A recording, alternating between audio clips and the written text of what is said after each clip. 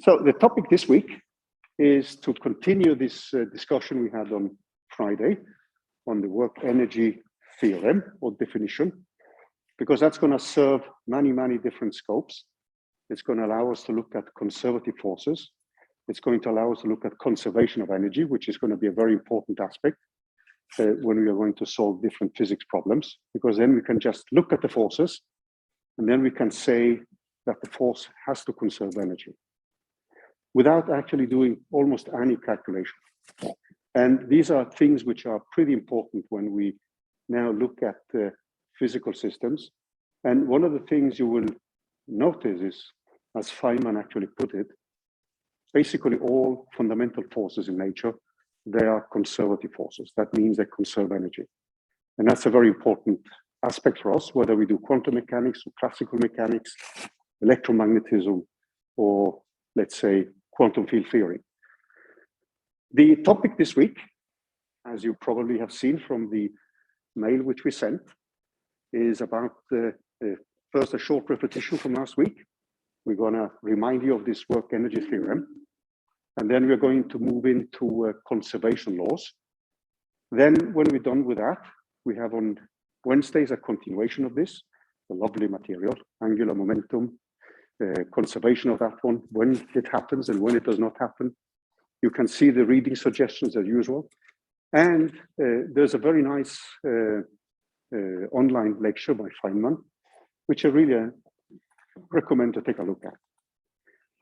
The other thing which you probably have noticed now is that we typically use the Fridays to discuss the exercises. You obviously find the exercises on this slide here. You can just scroll down and you will find the third homework, which you've been probably seeing for some time. And then we have the fourth homework set. And the program actually in the fourth homework set is a continuation of the program you will write for homework number 3. So in homework number 3, you're just going to see a ball which is falling, but now in 2 dimensions, just to complicate life a little bit. But then we are going to stop when the ball hits the ground the first time. In exercise 4, you're going to add a normal force from the ground, and you're going to see when the ball bounces up again. And then it goes up and up till it comes to rest again. So then you're going to simulate a more realistic ball which is falling, hits the ground, and then it bounces up and back again. So the way we build up the numerical programs is so that you can reuse the programs in the next exercises, in the next one. So you will essentially have one program to solve all exercises by just changing the forces at play and finding the acceleration. So the numerical exercises, they will have a kind of threshold now to get started. And in particular, this exercise which we have now in this homework. But then hopefully when you've passed this threshold, you will see that just finding and analyzing the problem, finding the forces, then you have the acceleration, and then you would move on and simply integrate as you've been doing before. So I just wanted to get started now with the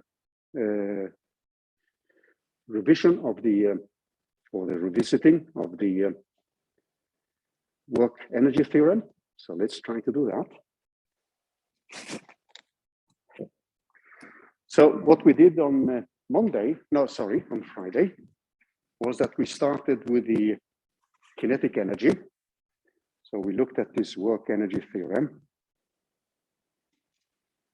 And let's set up some of the basic ingredients which we had. And we defined the kinetic energy, which is 1/2 times the mass of the particle times the velocity. And then we had a force which we left unspecified in terms of the different dependencies.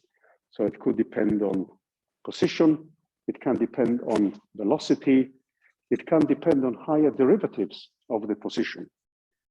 And then it would depend on time as well. So typically, this is a kind of dependency which you get for most of the forces you meet in nature. You can have more complicated dependencies on higher derivatives of the position. Many of the fundamental forces, they depend only on position. And that's going to have important consequences for us when we look at conservation of energy and conservation theorems. So then what we did was simply to observe that the velocity, when we now stay in a vector form, we are beyond one dimension. So we have a vector times a vector.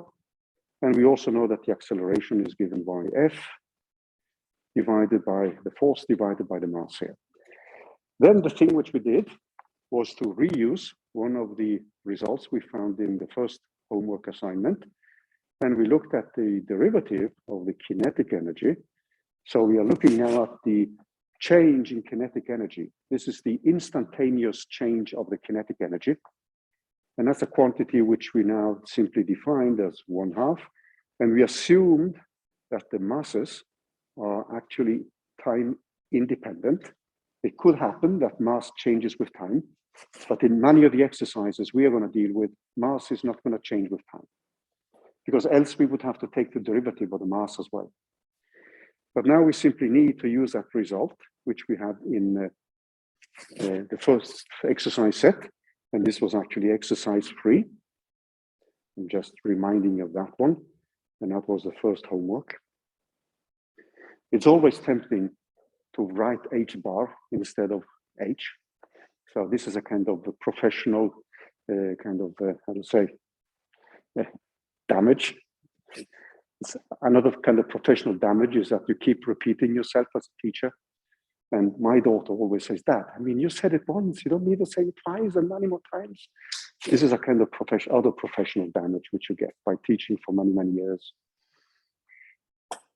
So when we took the derivative then, and I'm just repeating some of the things we did on Friday, we found that the expression for the instantaneous kinetic energy, so that the change in kinetic energy is something which we could rewrite in terms of m times the derivative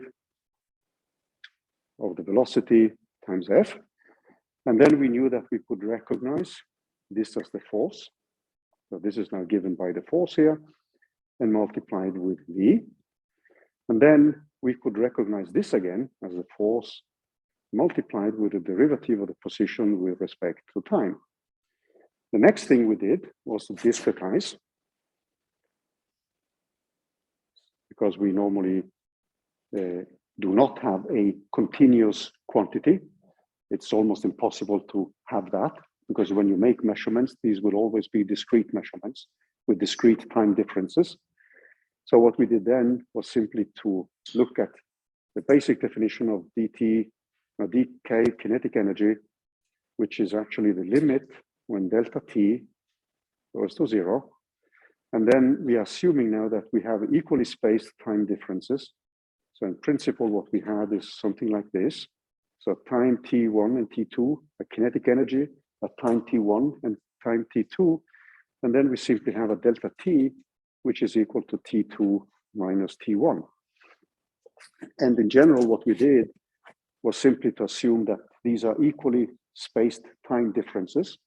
So we can use delta t for all the time differences we have between two different times.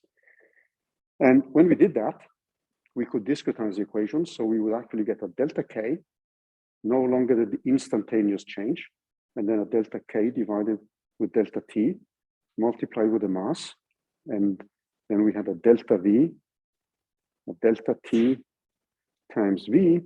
And we could rewrite this quantity in terms of a force, which now is, because this quantity which we have here is actually the force, and multiplied with a del r over delta t. And then we multiply away delta t so that we end up with a delta k, which is equal f times a delta r. So we define this difference in kinetic energies as the work which is done by a force, by moving an object by a displacement delta r. And you've probably seen these definitions before. But for us, these definitions are becoming very important because they actually lead to some deeper statements about the forces at play. So the equation then is something we could now rewrite as a difference between a kinetic energy at a time t2, which we label by v2 here, multiplied with a kinetic energy at a time t1. So this defines the work which is done by the force. Now, one of the things we could look at now, if we now think of a one-dimensional problem, so let's just simplify things a little bit, and then we look at the force and the displacement. So we have x here, so we start with some x0, we have an x1, x2, x3, and then we move all the way up to a final time, xn. So it means that time now, or not time, but position. So x is now given by these observations which we have. And we're assuming that we have the same distance between the different points here. So the difference which you see here, the distance, is just a delta x. And then we can now plot the forces here. So you could say now that in the beginning, we are getting pretty ambitious and we are pushing this object. And we have a force here which is given by x0. So that's the force we are applying at that specific point.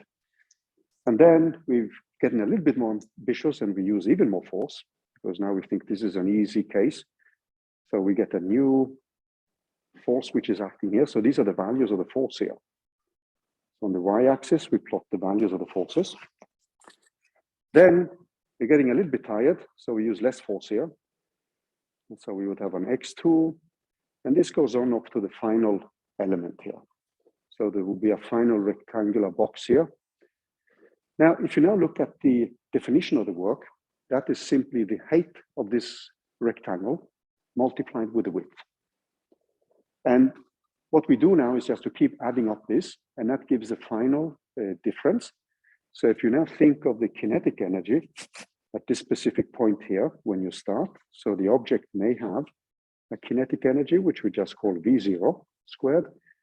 And then at the end point here, we have a half of times m of Vn squared. Now, this way of doing things is actually what Newton did when he needed to develop differential calculus. So you made this small rectangle smaller and smaller, and hopefully then by adding them up, you were getting a better and better expression for the area below here. So the area below simply defines your work. So it's the force times the distance, and when you add it up, this gives the total area, and that total area defines the work, which is done. So that means that what we would have then is that the difference between the kinetic energy in this point and the kinetic energy in the beginning is now simply given by, since we have are looking at, so this starts with 0 and it goes up to n minus 1. And then we have F of I, the force which is being applied at each point. And then we assume that the distance between the different x values is the same all the time. Now, when we then take the limit, when delta x becomes smaller and smaller, we can approximate this sum with an integral. And so the making this smaller and smaller, this method of calculating the area is actually called the rectangle method. And it's simply because you just sum up all the small rectangles, and then you let delta x go to smaller and smaller values. And at the end, you can derive or recover the limit when delta x goes to 0. And in that limit, you have the integral. So that means that when we now take lim, so this is actually a definition of work. So we take lim delta x goes to 0. And then what we would have then is actually of this quantity of f of I of delta x. This is going to be equal to dx and multiply with the force at x. And then we start at a point x0 and we end at a point xn. And this is given in terms of the difference between the kinetic energy in the point xn minus the kinetic energy at V0 here. And I guess you've seen some of these things in previous physics courses. So hopefully this is not totally new. Now, what we're going to define now is to rewrite this integral in a slightly different way. So we're going to define a path. And now we move away from one dimension to 2 or higher dimensions. So you could think of you moving this object along a specific path here, and then you end at the final point, which are defined by vectors. So you could think of having a path like this, going through all these points and ending up at the final endpoint. So this defines a specific path or contour. So this is our path. We just use this label C on it. And that means that we would rewrite work as the integral of a specific path of this force, which now depends on the specific position R. Note well now that we could add here a velocity dependence. We could add a time dependence. So there's nothing which hinders me now to change the force here and the dependence on different variables. Now, the first thing I want you to think a little bit about is what happens if this F times a delta R is negative when you're now setting up this integral. And then you take the limit when F times d of R.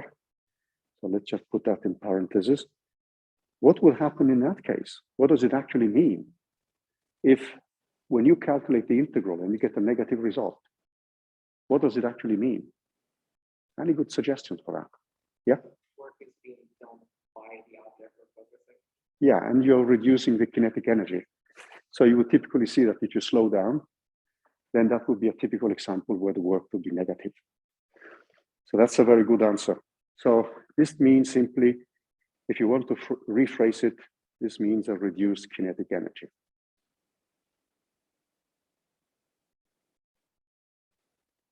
Now then there's another thing which is actually a little bit interesting. Suppose now that this force is perpendicular to the displacement which we do now. So what would that actually mean? Would you find a change in kinetic energy if you have a force which is, suppose you're moving in a direction and you apply a force perpendicular to it? Would that change your kinetic energy in that specific direction? No, right. So this is also a very interesting case. If you have a situation like this one, that means that there would be no change in kinetic energy. So if you have a force perpendicular to displacement, this does not change the kinetic energy.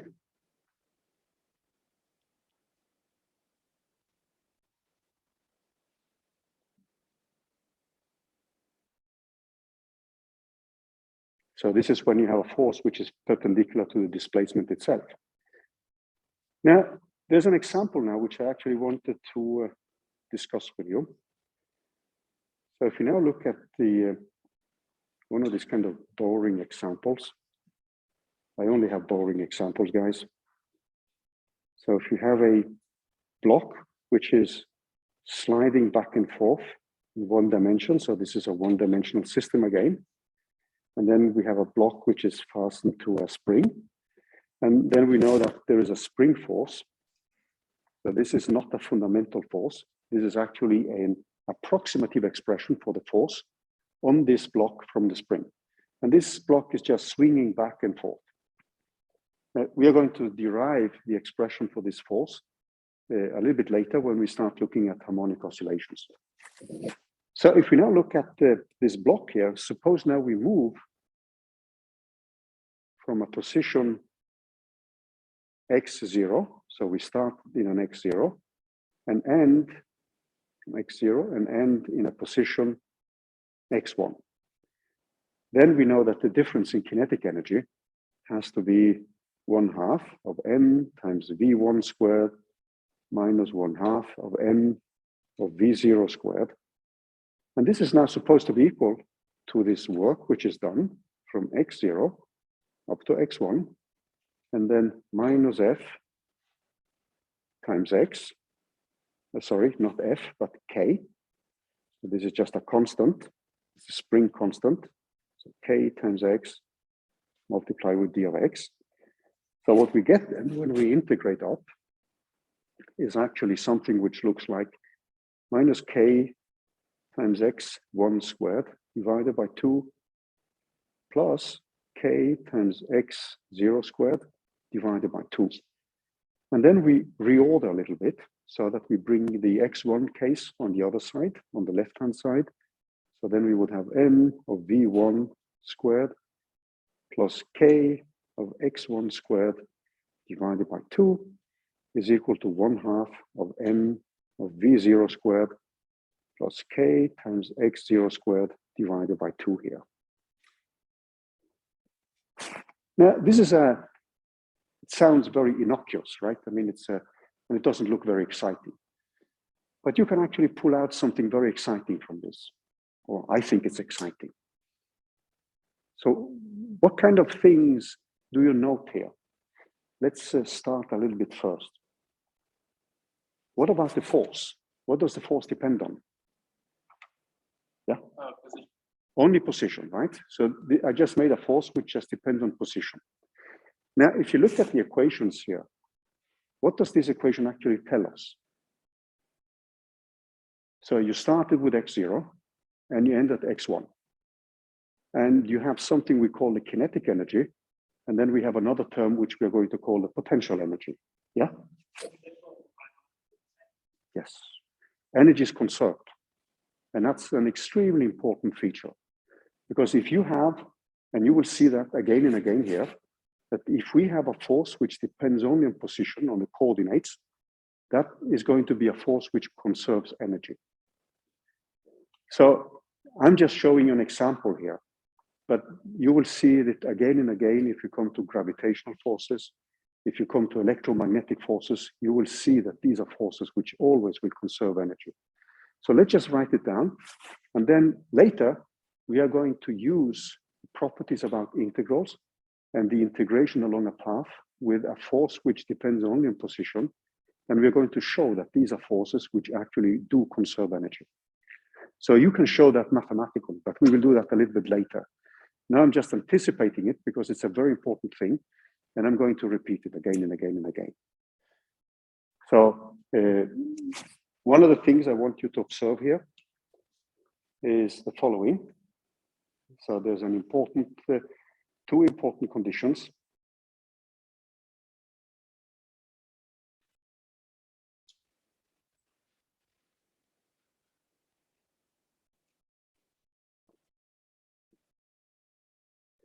So one, if F depends only on the spatial degrees of freedom, only dependence on R,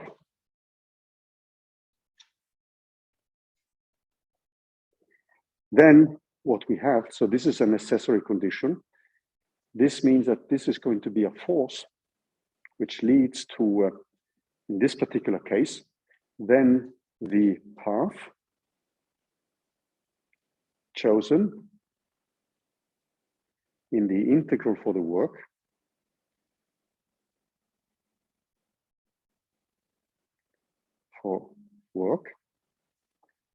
is independent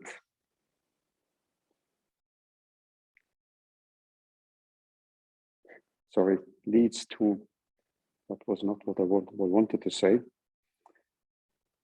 leads to a result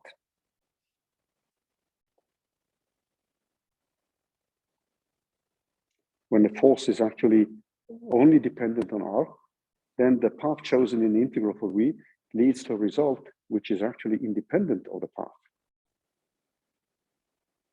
independent of the chosen path.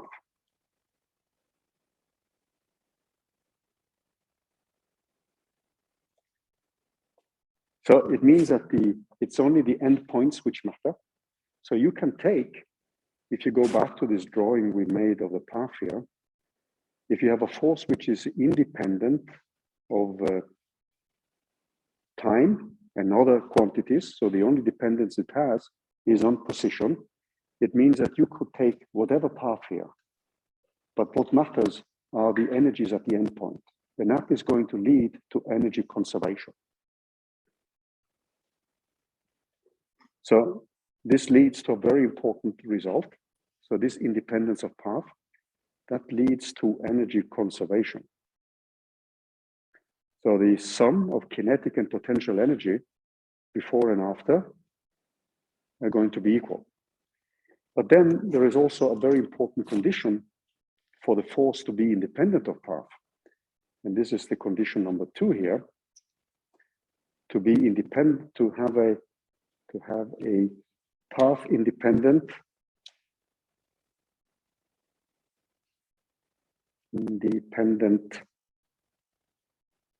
work.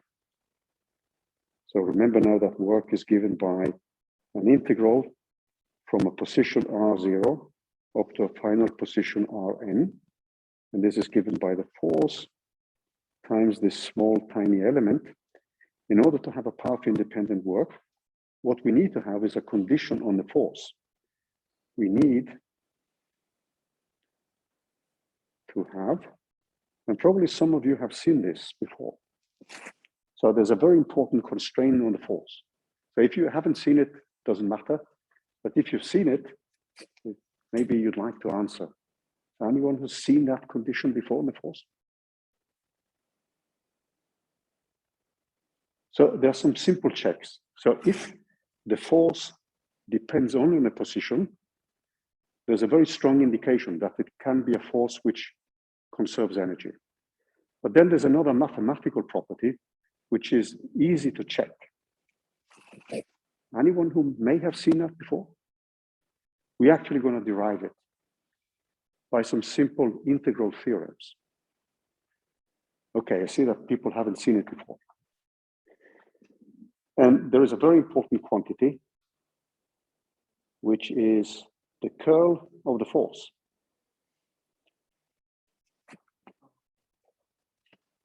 So this has to be equal to a famous number. It's actually called the roundest number you can think of.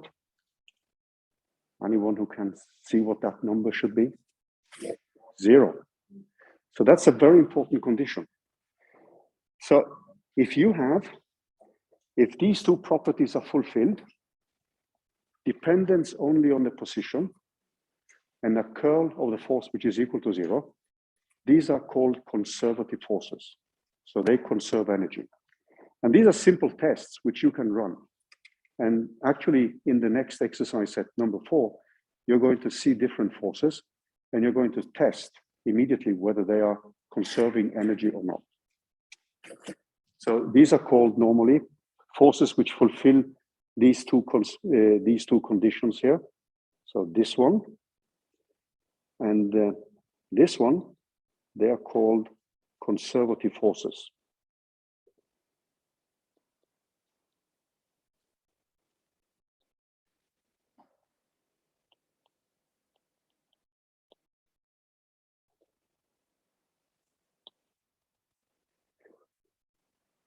So this is one of the few things you can actually frame on your bedpost. These two things, and just look at them before you go to sleep. And just so then you can do this blindly. You just look at the expression for the force, calculate the curl. Aha, conservative. I don't need to do anything else. That just guarantees that this is a conservative force. So later I will show you how you can derive it. And you probably remember these things about the Stokes theorem, Gauss theorem from integral calculus. You may have seen that. And then actually there was something about the path you took. And if you had something which led to a expression where the curl of the quantity you were integrating was equal to 0, that meant that the integral would be independent of the path. So I'm going to show you that a little bit later. So now we're just stating the results here. So these are two very important properties.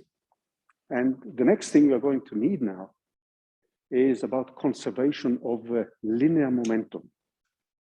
So all these things are extremely useful because that means that if linear momentum is conserved, you can actually, by looking at your system, you can say that I don't need to run any calculations. I know that this quantity is conserved. What it means to be conserved means that as a function of time, it doesn't change. So it means that the magnitude, the value of the linear momentum stays the same as a function of time.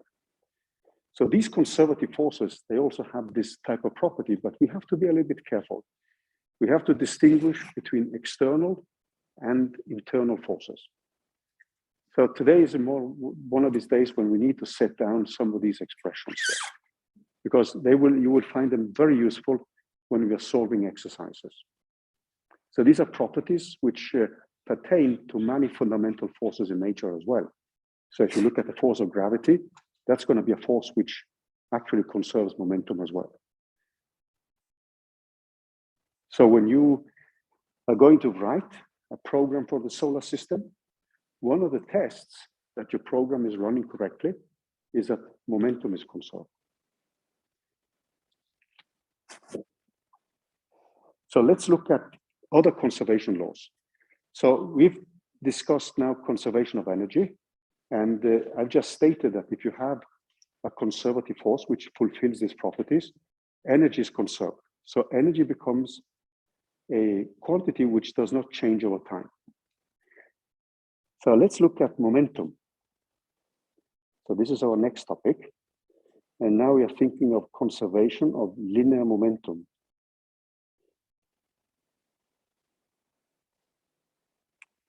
Not angular momentum, that's coming on Wednesday.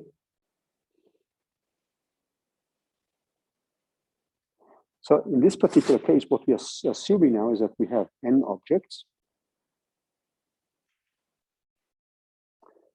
with a given velocity. So we have a velocity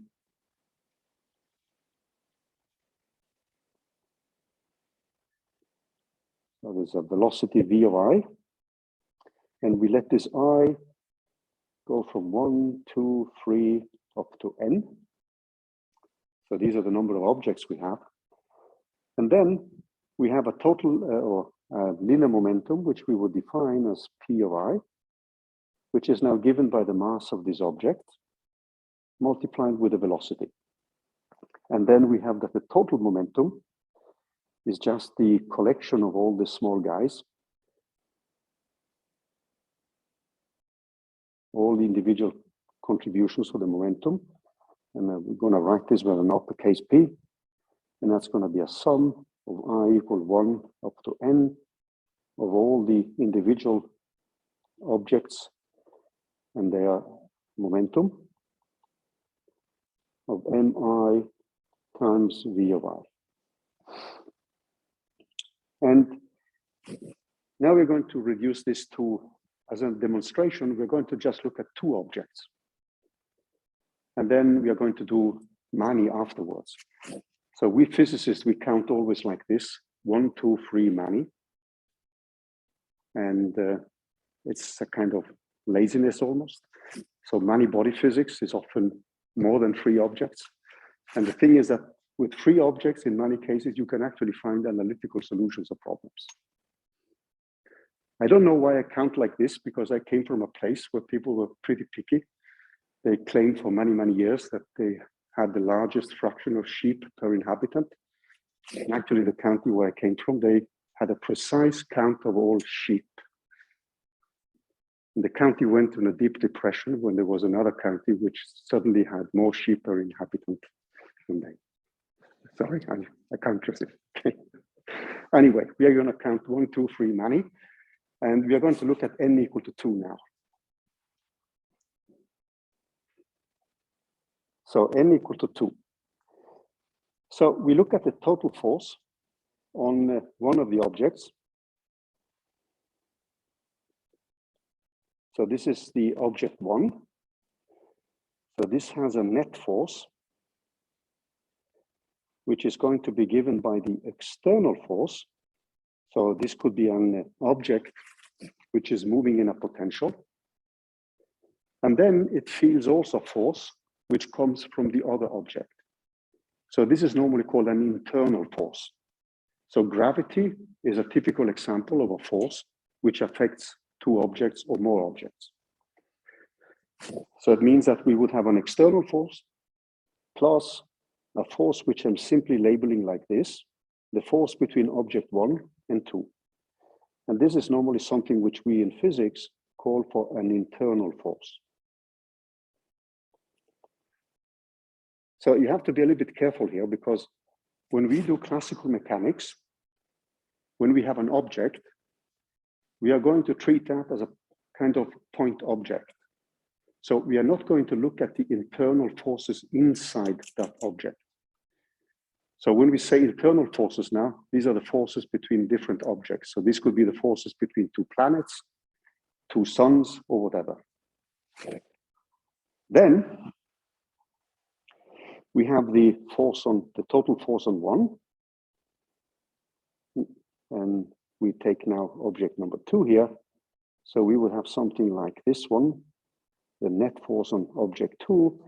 So if this is also moving in a kind of external potential, suppose they are just moving both in the same external potential, then there's also going to be a force from object 1 on object 2.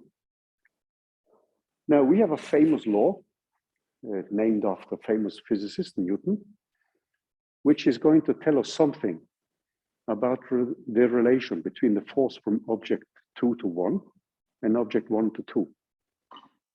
So what can you say about the force between object 2? Yeah? They have to be the same, but with opposite sign. So what we know then from Newton's third law, if we use that, and this is what is going now to allow us to say something about angular momentum or linear momentum. So if we take Newton's third law, and if we take that one about action and reaction, so we know that F21 is equal to minus F12. So using that one, what we can do now is to calculate the total force. So the total force is the force acting on all the objects in the system. So if we do that, we would have now the total force. And let's just write it like this. So this is going to be the sum, Fi, the net forces. And in our case, this is I equal 1 to 2 here. And then if we look at the expression which we have, if we now sum it up here, what we get then is F1, sorry, not squared, F1 external plus F2 external plus, and then we have F12, but then I know that F21 is actually equal to minus F12 here. So what you see now is that the two internal forces, they actually cancel. So what I'm left with then is that this is given by, this force here, is now simply given by the external forces, F1 external plus F2 external. Now, there's another thing which we have to keep in mind, and that is that if I look at the net force on one of these objects, this is given by the mass of the object times the acceleration, which again is given by mi times the derivative of the velocity of that object times dt. Now, we have made the assumption that the masses don't change with respect to time. So which means that it's only the velocity, which is the quantity we need to look at. And we know that the derivative of this quantity, which you see here, mass times the derivative of the velocity, that's actually the derivative of the linear momentum. So it means that what we have there is equal to the derivative of the linear momentum of dt.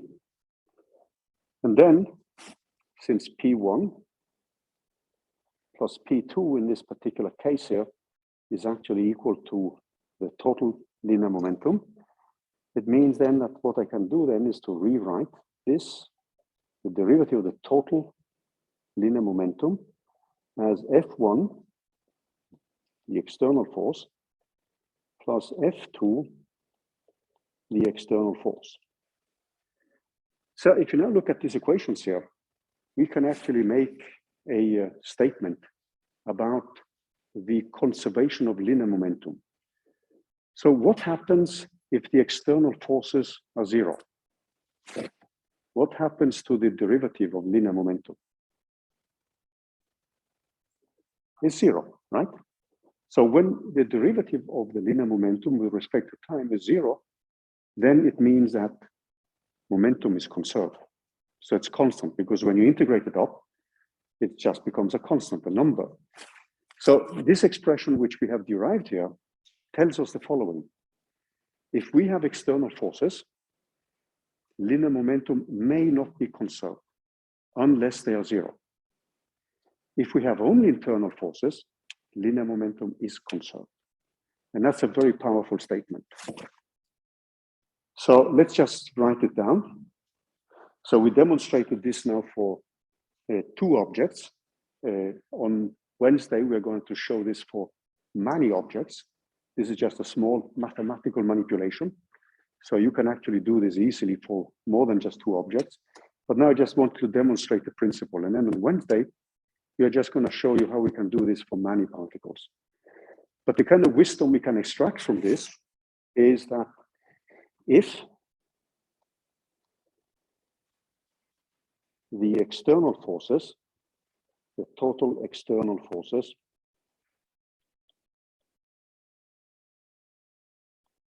are different from zero, then we have dp dt different from zero, and linear momentum not conserved. Not conserved. So P not conserved. So it will vary with time.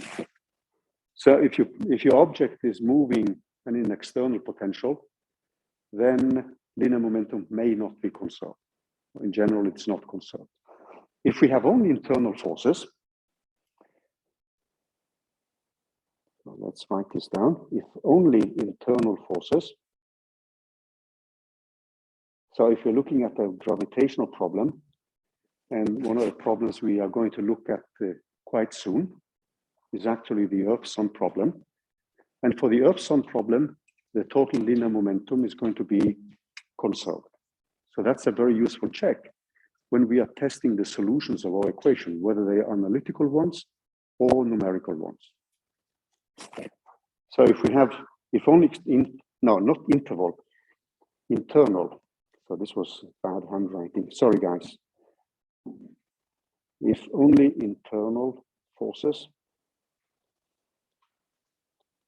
then, and we will show it for n forces, n objects on Wednesday, then what we have is dp dt is equal to 0, and p is conserved. So the total linear momentum is a conserved quantity. So these are all quantities which make the analysis of a physical problem much, much easier. And essentially, as Feynman also said, and which we have seen experimentally, all fundamental laws of nature, they conserve momentum and they conserve energy. Whether they conserve angular momentum depends on specific symmetries. And we are going to discuss angular momentum conservation on Wednesday. But today we are just going to stay with the conservation of momentum and energy. And what we are going to get when we now look at the final cases with the n objects is actually that with internal forces only, the total momentum will be conserved. But let's look at an example just to take away a little bit of the attention from the more formal stuff. And let's look at an example of the work energy theorem on a case which you will meet again. And I think that is in homework 4 or 5. I don't remember exactly which one. So this is a small example of a typical force which you will encounter, which conserves energy, but it has another important aspect for us. So we mentioned last week that with the work energy theorem, we can actually catch many, many birds with just one stone. So one of the things which it allows us is actually to find an expression for the velocity by using the work energy theorem. So instead of integrating the acceleration, we can now, with the work energy theorem, we can find an expression for the velocity. And then with the velocity, if we have the positions, then we have basically the dynamics of the system. So this gives us, the work energy theorem gives us an alternative way of finding the quantities which we often are aiming at. So in this course here, the two major quantities we are looking after is normally the velocity of the system, given a given force, and the position of the system. Because we want to say something about how the system evolves as a function of time. And when we have that, then we can make predictions. So Newtonian mechanics is a very deterministic type of physics. It means that if you can specify the initial conditions, then you know how the system is going to behave in the remote future, unless you change the forces. So that's also very important. Okay, so let's look at this example and use this as a way to see how we can actually define the velocity at a given new position. So let's look at, just set up the example, and I see that my time is running out. So suppose you have an electron which is moving here in a specific direction. So this is X. And then there's a force which is acting on it. So you could think of this as an electron which starts at x0. So we know the velocity at x0. We know the initial velocity, and we also know the endpoint, but we don't know the velocity at the endpoint. So we know the velocity here because we actually kick this electron to start moving, but we don't know the velocity at the endpoint. So this quantity here is the unknown quantity. And let me just set up the force here, and then we stop for today. So this is something which we can model with something like a 2 pi times x divided by a b here. And you could think of this electron moving on top of a material. And in different positions, you have various atoms, and they set up an electric field or a potential. And this electron fields a potential set up by these atoms. So this is a kind of effective potential. You can think of this as, or not potential, but a force. You can think of this as a kind of external force which the object moves in. So when we now integrate up using the work energy theorem, as we will see on Wednesday, we can find the final velocity. So this is another usage of the work energy theorem, besides the more fundamental one, which allows us to say whether we have a conservative force or not, and whether energy is conserved or not. But now it's time to stop because I went a little bit over time.